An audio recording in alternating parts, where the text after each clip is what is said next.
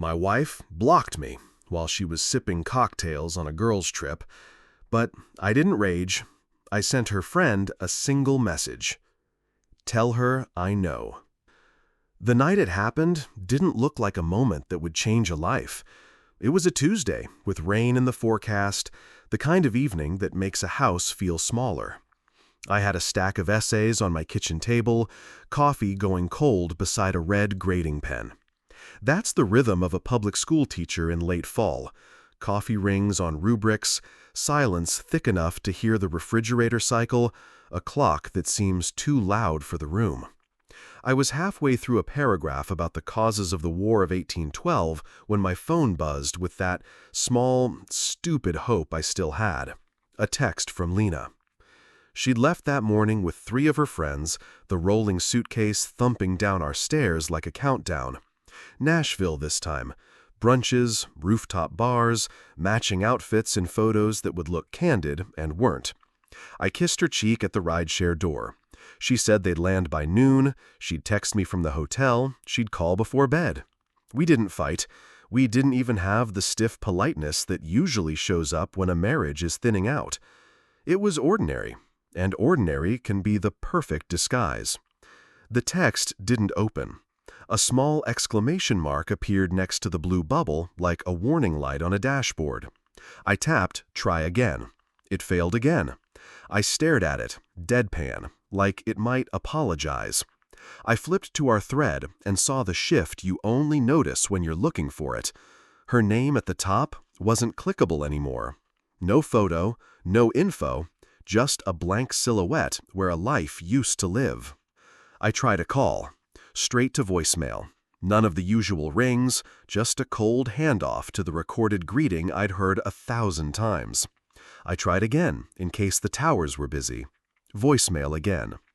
In a move I'm not proud of, but won't lie about, I opened Instagram. Search. Nothing.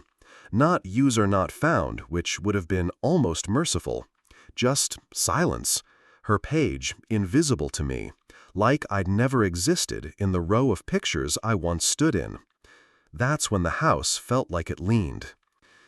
You tell yourself a lot of patient stories in a marriage on the decline. She had bad service, her battery died, a setting got toggled. But there's a line between patience and pretending, and a teacher gets good at spotting when a story doesn't add up. My hands didn't shake. I remember noticing that. My calm surprised me, the way a quiet room surprises you after the storm has already passed. I set the phone down and finished the paragraph I was grading.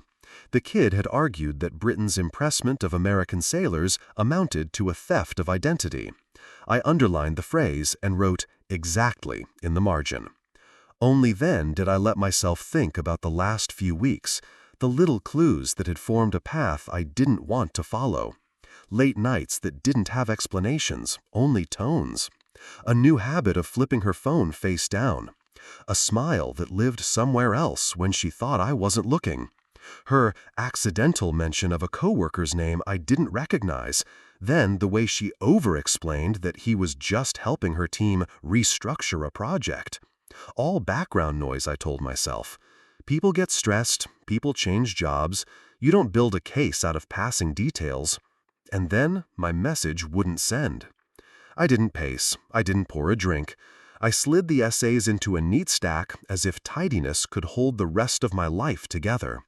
The clock hit 11:12. Rain began to tattoo the window above the sink. I opened my messages and scrolled to a number I had never used for anything more than birthday wishes and occasional ride pickup. Kayla. She'd been in our wedding photos with a ridiculous fascinator and a grin that looked like permission. She was on the trip, tagged in the airport picture that went up hours earlier, all 4 of them holding iced coffees and pointing their chins toward adventure. I typed 5 words and reread them until they meant exactly what I needed them to mean. Not panic, not accusation, not a bouquet of questions I had no intention of begging her to answer. Tell her I know. I hit send and turned my phone face down. That's the part some people won't understand. Why didn't you call again? Why didn't you leave a long message? Why didn't you drive to the airport and catch the next flight? Because rage would have made this her story again. Because desperation is a currency you can spend once, and I'm a man who budgets. Because a quiet sentence at the right time will tell you more than 1,000 loud ones ever could. The first vibration came within a minute, then another, then the machine gun rhythm of calls that aren't about conversation but control. My screen lit with her name and dimmed and lit again. I let it ring.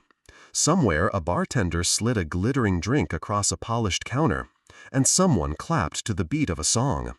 Somewhere she looked at her phone and realized I hadn't stepped into the trap she thought she'd set. When it stopped, the house resumed its normal sounds. The air conditioner coughed to life. The refrigerator stuttered. A neighbor's door thumped. I rinsed the coffee mug, stacked it upside down to dry, wiped the pen streak off the table with the side of my hand.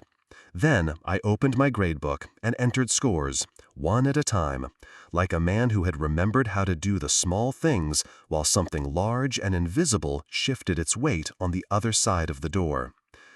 I didn't sleep much, but I didn't spiral either. A person can survive a long time on truth they haven't said out loud yet. By morning, I had a plan for how to carry it. I showered, buttoned a shirt, and drove to school through streets still damp and shining. I greeted my first period at the door like always, asking for phones, nodding at hoodies being peeled off. I taught about primary sources, and how to tell when a document is trying to make you feel something instead of understand something. The irony didn't sting. It clarified. When the bell rang, I checked my phone. 10 missed calls, 4 voicemails I didn't open, a single text from Kayla with no punctuation. She saw your message. Good. That was the point. I slipped the phone back into my pocket and picked up my marker. The board waited. The day went on. Outside my classroom, a story I never asked to be in was accelerating. Inside it, I held the pen. When she blocked me, I didn't explode.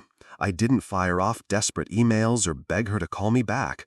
Instead, I let the silence sit for a day, then did something that changed everything. I texted one of her friends on the trip. Just one line. Tell her I know. No threats, no demands, just that. By the afternoon, I got a message I wasn't expecting. Not from my wife, but from that same friend. A name slipped out that she probably hadn't meant to type. Derek. Look, I don't want to get involved, but if you already know about Derek, please just take care of yourself. That was all she wrote before disappearing into her own silence. That name stuck to me like a splinter. Derek. I'd never heard of him before. Not once in the years we'd been together. And that was what made my stomach turn even more. A stranger's name in my marriage. Just 4 letters, but they carried the weight of betrayal. I didn't reply to the friend. I didn't blow up my wife's phone with questions she'd only deny. Instead, I went still. I went quiet. And in that quiet, my mind started racing back over the last months. The late nights at work, the sudden girls' weekends, the way she guarded her phone like it was a live grenade. Every memory I pulled apart seemed to carry his shadow. The Derek I'd never met had been living in my house long before I even knew his name. And that was the night I decided I wasn't just going to sit back and be the fool. When Lena finally came back from her trip, she walked through the door like nothing had happened.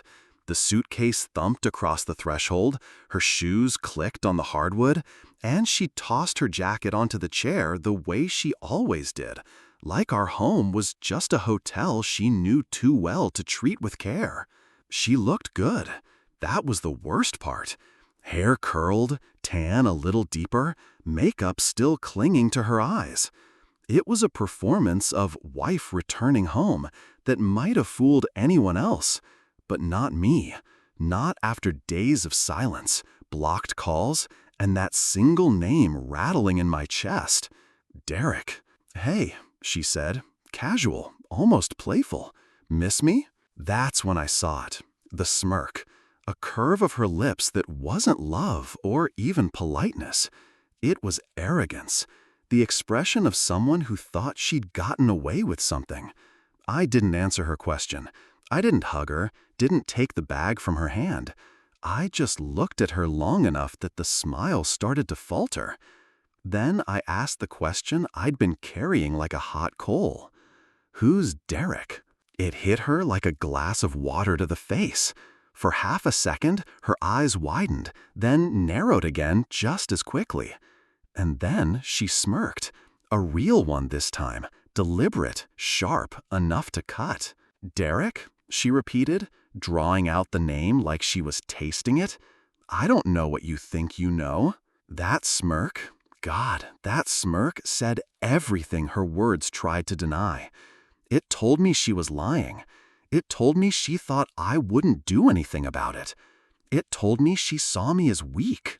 I realized in that moment that the woman I'd married no longer respected me, maybe hadn't in a long time. And respect, once it's gone, takes the love with it. That night, after she brushed past my question with that poisonous smirk, Lena stormed off like she was the one who'd been wronged. She muttered something about me being paranoid and controlling, then slammed the bedroom door hard enough to rattle the frames on the wall. I stayed in the living room. I wasn't going to sleep next to her, not with Derek's shadow still lying between us. I sat on the couch with the lights off, just the glow of the street lamp spilling through the blinds, and waited. My phone was quiet at first, too quiet. She hadn't bothered trying to explain, hadn't offered even a half-hearted excuse. It was arrogance, plain and simple. She thought the silence would drive me to chase her, to beg her for scraps of reassurance. Instead, I let the silence stretch, and then, just past midnight, the calls began. One after another, her name lit up my screen. I didn't answer.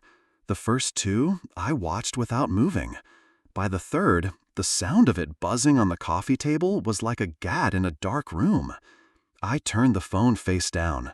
Still it came. 5, 6, 7 missed calls, each one more desperate than the last. I pictured her in the bedroom, pacing with the phone in her hand, wondering why her old tricks weren't working anymore. By the time the 8th call came, I knew it wasn't about guilt. It was about control. She wanted me to break the silence first, to prove I still needed her. But the truth was, in that moment, I felt something I hadn't felt in a long time: power. I let the phone buzz itself out. I let it glow and die and glow again. And as the missed calls piled up, I realized she wasn't in control of the story anymore. For the first time in months, maybe years, it was me.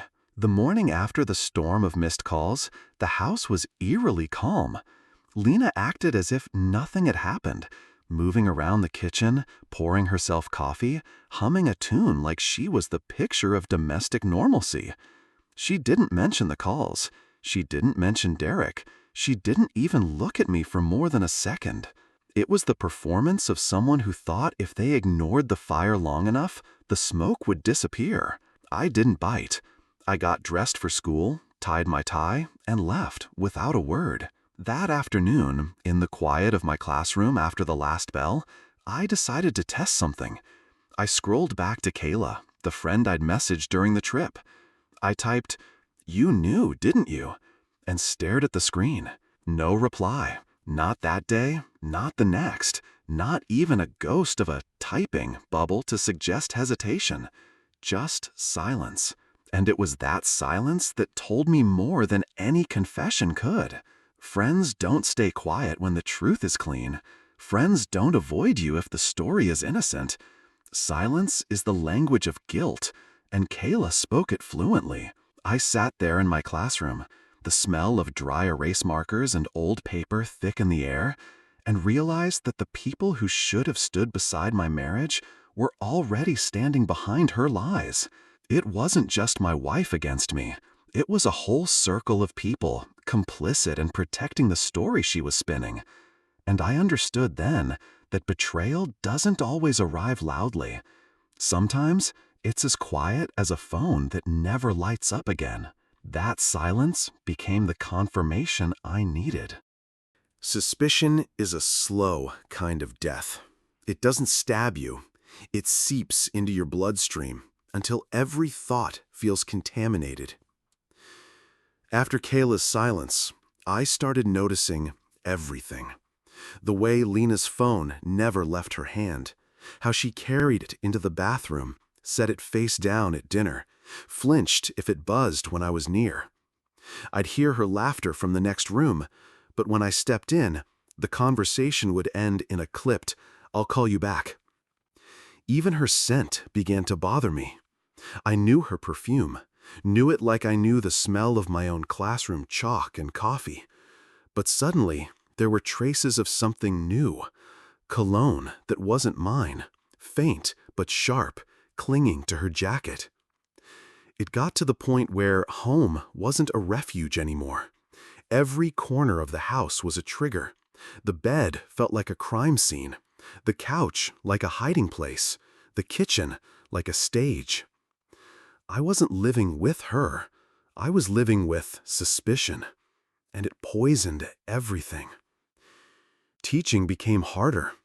I'd stand in front of a room full of students lecturing about the checks and balances of government, while my own marriage was collapsing unchecked at home. I found myself drifting mid-sentence, staring past their faces, thinking about Derek, wondering what he looked like, wondering what he had that I didn't. Nights were the worst. The silence beside her in bed wasn't sleep, it was distance, a canyon growing wider with every secret she kept. I'd lie there, staring at the ceiling, listening for the faint taps of her texting under the covers. And even when I couldn't prove it, I knew. Suspicion doesn't need evidence. It lives in the gaps where honesty should be. The worst part wasn't even the betrayal. It was what it was turning me into. Suspicion was stripping me down, making me a stranger in my own home. And I hated that. But hatred can be fuel, too. I never thought I'd be the kind of man who snooped. I'd always prided myself on trust, on giving space, on not being the jealous husband. But trust isn't noble when it's blind. It's just weakness in disguise. So I turned into something I'd never planned to be, a detective in my own home. It started small. Glances at her phone when she left it on the counter. A quick scroll through the call log while she showered. Nothing obvious, nothing I couldn't shrug off as coincidence if she caught me. But what I found wasn't innocent.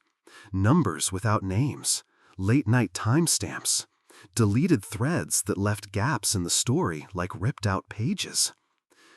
Then I started checking bank statements, hotel charges she couldn't explain, Uber rides to neighborhoods she had no reason to be in, small amounts spent at restaurants where she claimed she never ate. Every detail was a clue, and every clue pointed in the same direction, away from me.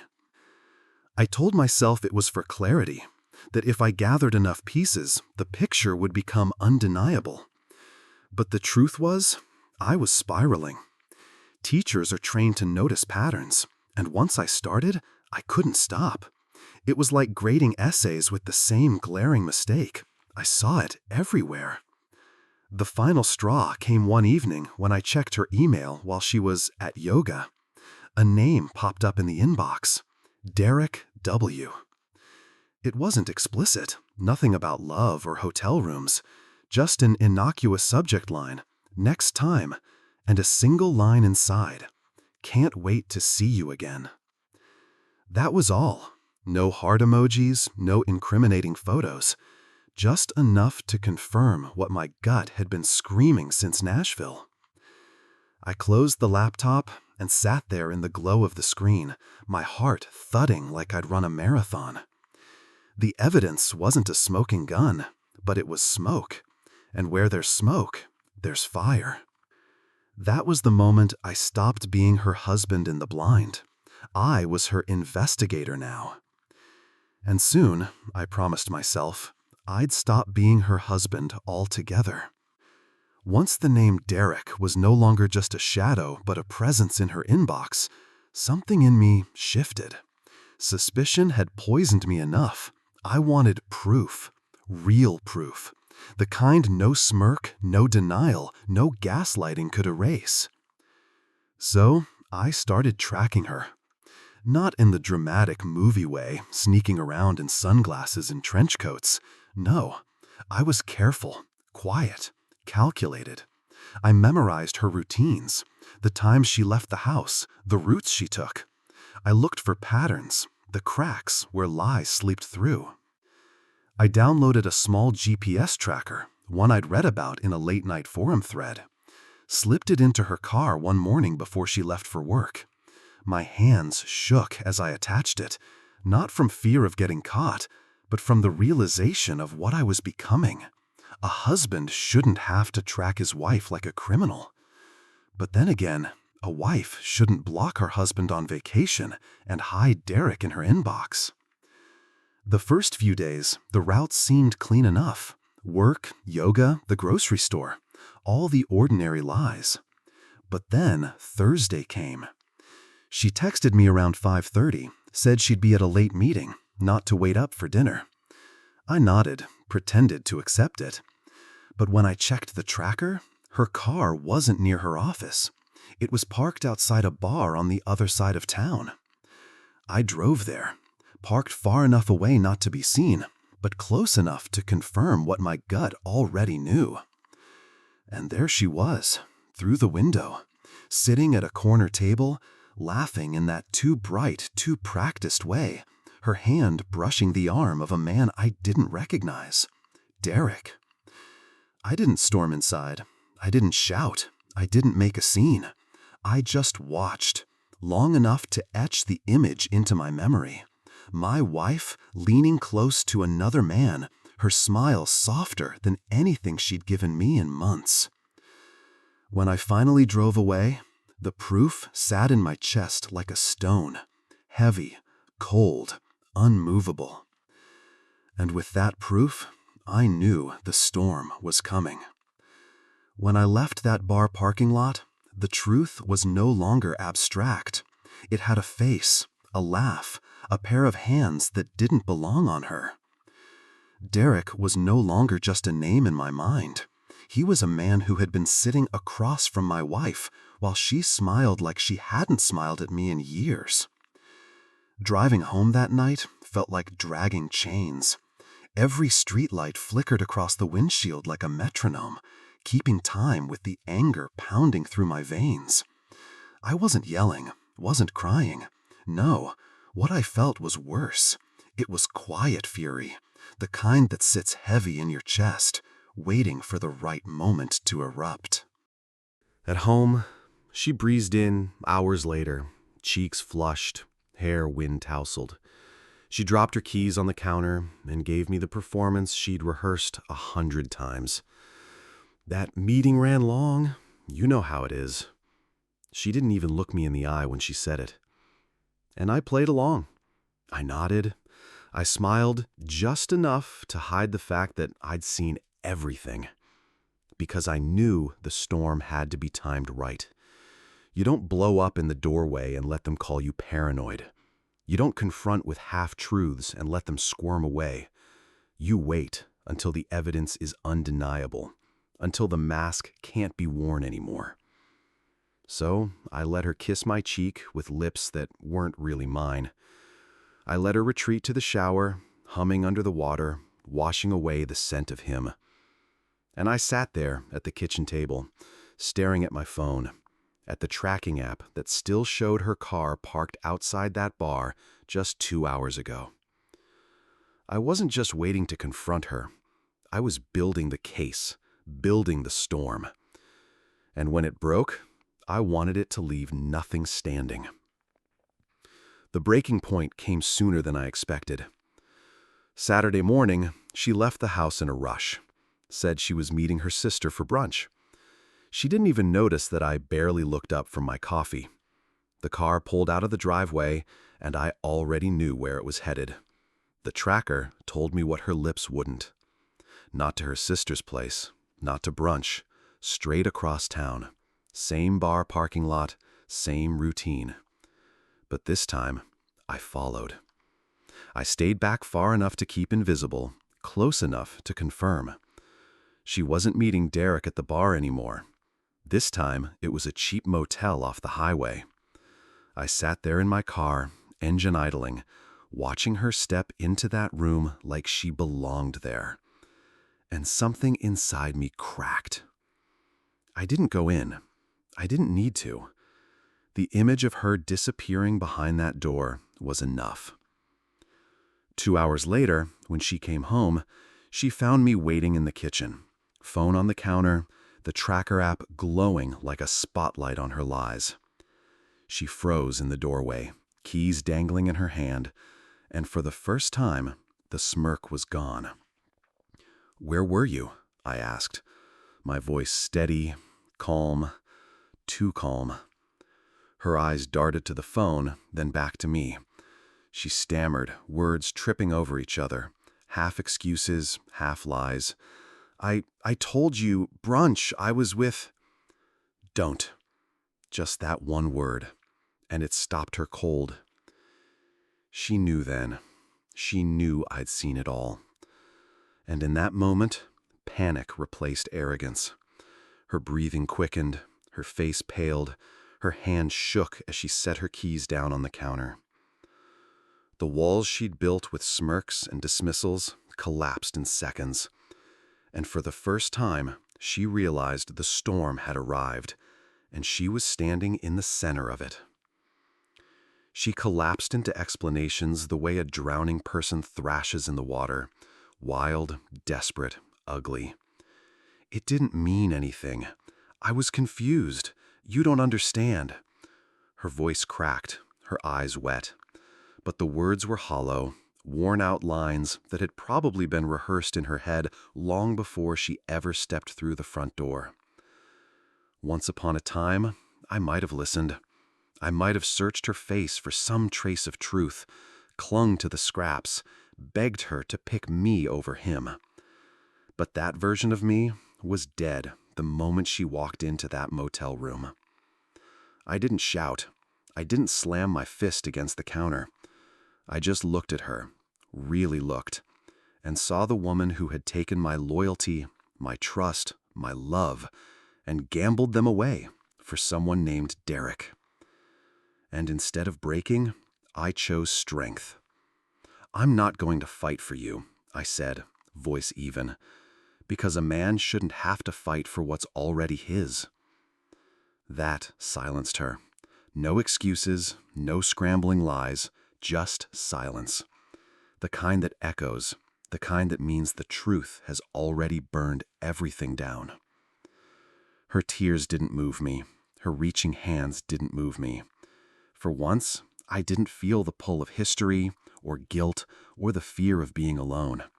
I felt free. Because choosing strength isn't about revenge or making them hurt. It's about refusing to kneel at the altar of betrayal. And I refused. She begged then, truly begged, her voice cracking into raw sobs. But I turned away, not out of cruelty, but out of clarity. This wasn't my burden anymore. I wasn't her husband to convince, or her audience to fool. I was done. The house was quiet after she left that night. No slammed doors, no parting words, just the sound of her car fading into the distance. For the first time in months, maybe years, I could actually breathe. It wasn't the breath of relief exactly.